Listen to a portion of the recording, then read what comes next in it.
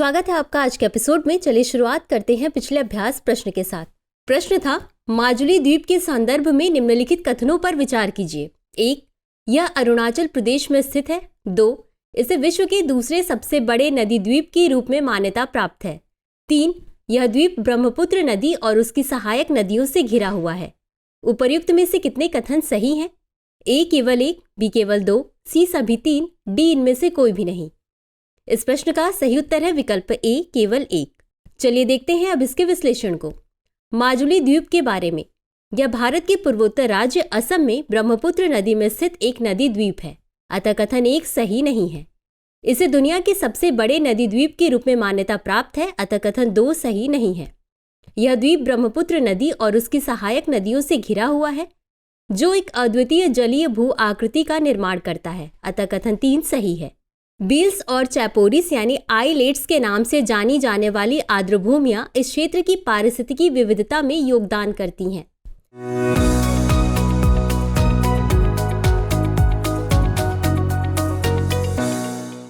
तो चलिए शुरुआत करते हैं आज के एपिसोड की पहले प्रश्न के साथ। औद्योगिक उत्पादन सूचकांक यानी IIP के संबंध में निम्नलिखित कथनों पर विचार कीजिए। 1. इसे राष्ट्रीय सांख्यिकी कार्यालय यानी NSO द्वारा द्विमासिक रूप से संकलित एवं प्रकाशित किया जाता है। 2.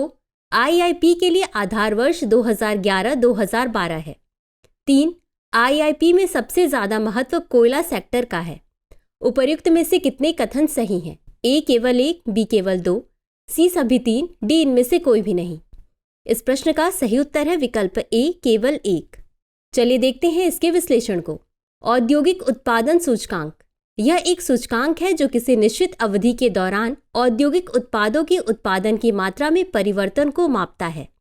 इसे सांख्यिकी और कार्यक्रम कार्यान्वयन मंत्रालय के राष्ट्रीय सांख्यिकी कार्यालय यानी NSO द्वारा मासिक रूप से संकलित एवं प्रकाशित किया जाता है, अतः कथन 1 सही नहीं है। IIP के लिए आधार वर्ष 2011 से 2012 है, अतः कथन 2 सही है। 8 प्रमुख क्षेत्र के उद्योग अपने भार के घटते क्रम में रिफाइनरी उत्पाद, विद्युत, इस्पात, कोयला, कच्चा तेल, प्राकृतिक गैस, सीमेंट, उर्वरक, अतः कथन 3 सही नहीं है। अगला प्रश्न है, निम्नलिखित कथनों पर विचार कीजिए। 1. विश्व के शीर्ष 3 शेयर बाजार अमेरिका, चीन और जापान है। 2. हांगकांग को पीछे छोड़ते हुए भारत चौथा सबसे बड़ा शेयर बाजार बन गया है। 3.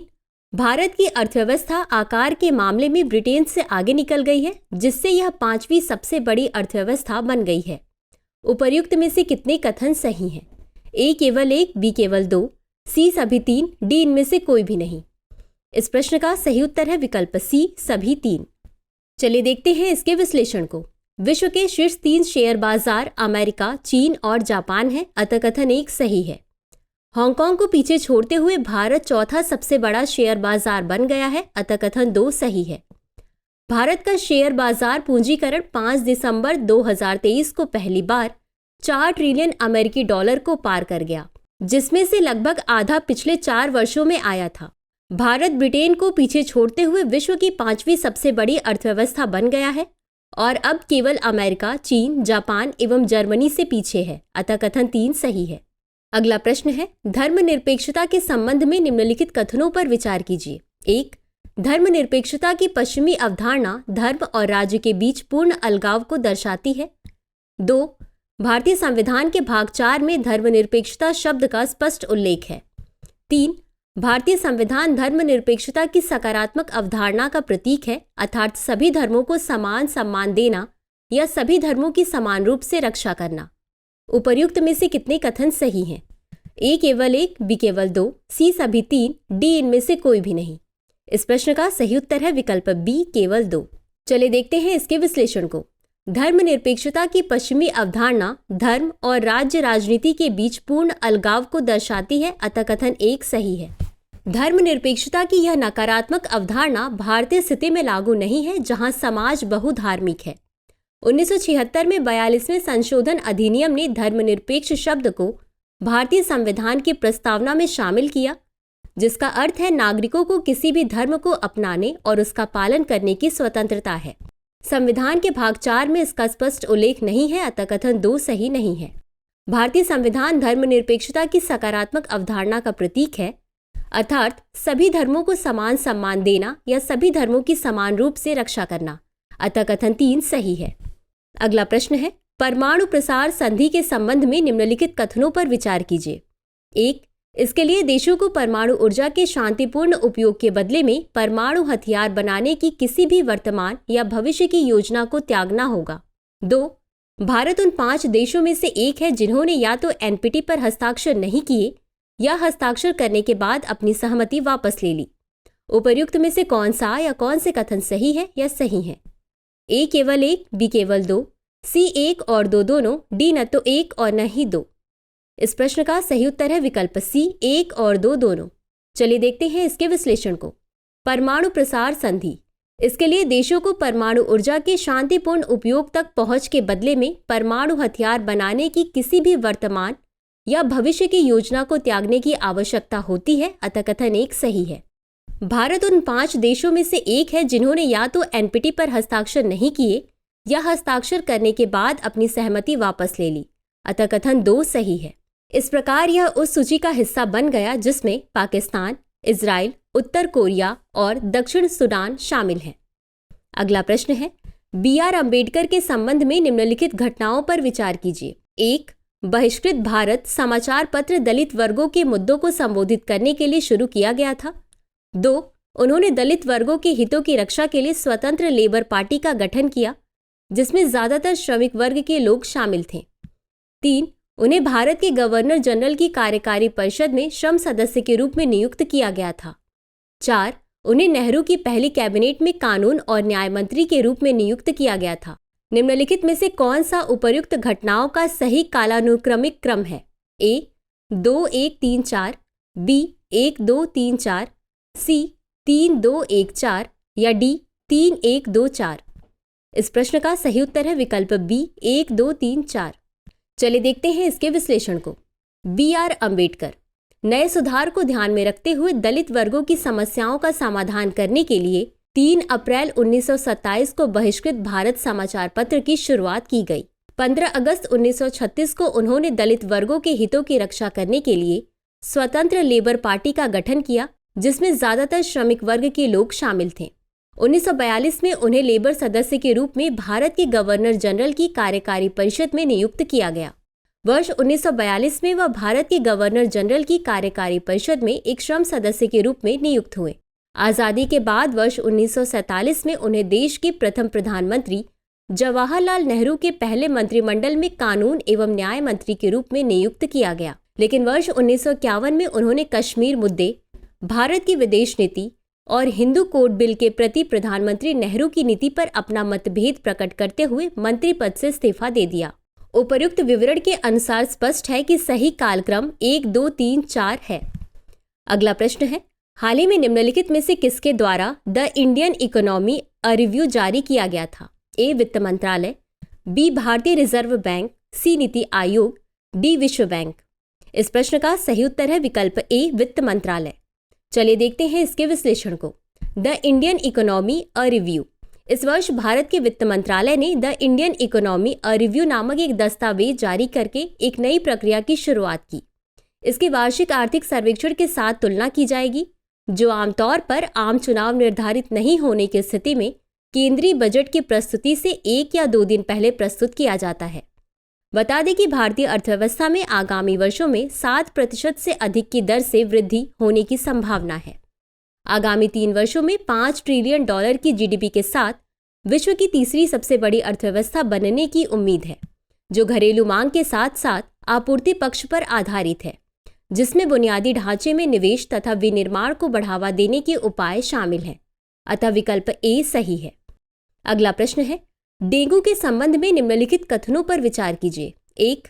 फ्लेवी वायरस के कारण होने वाला डेंगू एक उष्णकटिबंधीय रोग है जो एडीज मच्छरों, मुख्य रूप से एडिस एजिप्टी द्वारा संचरित होता है। 2. यह मच्छर चिकनगुनिया, पीत ज्वर और जीका संक्रमण का भी संचरण करता है। 3.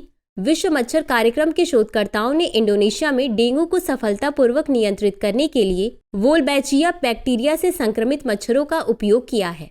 उपर्युक्त में से कितने कथन सही हैं? ए केवल 1, बी केवल 2, सी सभी 3, डी इनमें से कोई भी नहीं।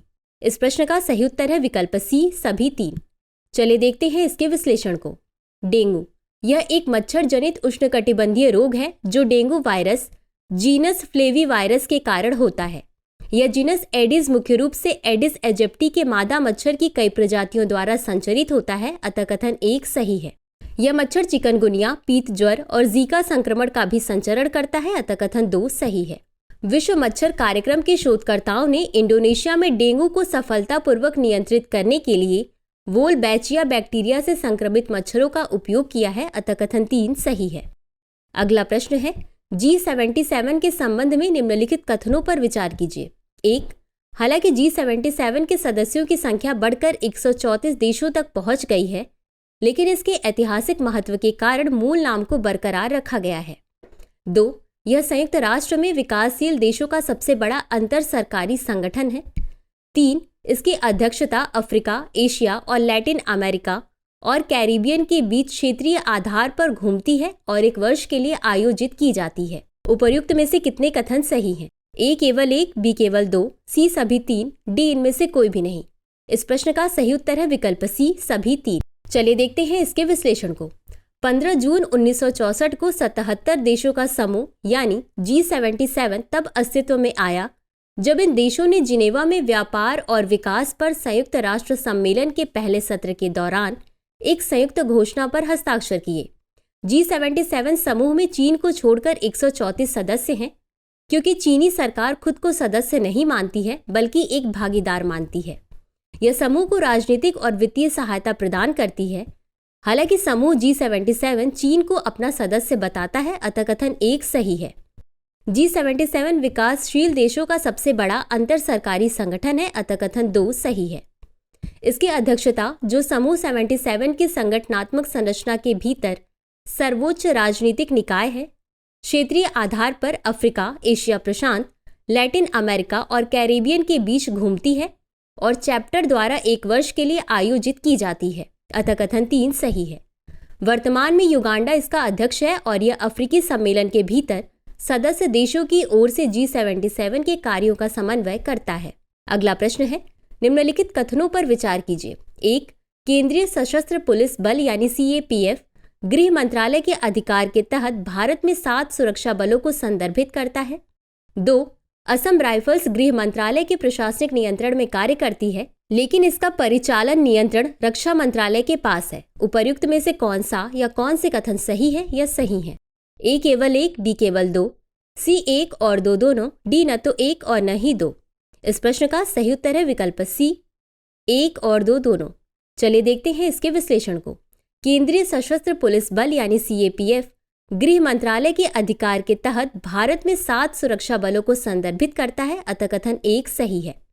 असम राइफल्स गृह मंत्रालय के प्रशासनिक नियंत्रण में कार्य करती है, लेकिन इसका परिचालन नियंत्रण रक्षा मंत्रालय के पास है, अतः कथन 2 सही है। तो चलिए देखते हैं आज के अभ्यास प्रश्न को। गैर अधिसूचित, घुमंतु और अर्ध घुमंतु जनजातियों के संदर्भ में निम्नलिखित कथनों पर विचार कीजिए। 1. इन्हें विमुक्त जाति के नाम से भी जाना जाता है। 2. उन्हें वर्ष 1972 में भारत सरकार द्वारा आधिकारिक तौर पर विमुक्त कर दिया गया था। 3. वे कुल भारतीय आबादी का लगभग 20% हिस्सा बनाते हैं। उपर्युक्त में से कितने कथन सही हैं? ए केवल 1, बी केवल 2, सी सभी 3, डी इनमें से कोई भी नहीं। इस प्रश्न का उत्तर कमेंट बॉक्स में जरूर दें। आज के लिए बस इतना ही, शुक्रिया। डियर व्यूअर्स, अपने एग्जाम की तैयारी को और बेहतर करने के लिए हमारे चैनल को लाइक, शेयर और सब्सक्राइब करना न भूलें।